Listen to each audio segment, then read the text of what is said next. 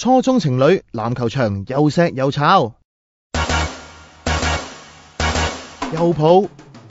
又抄，仲係咁摸，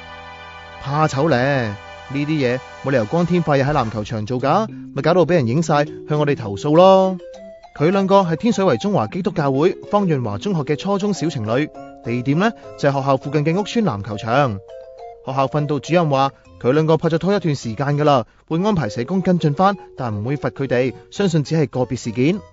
不過雖然只係攬攬錫錫咋，但有人報警嘅話都可能瀨嘢㗎。如果你做啲行為呢，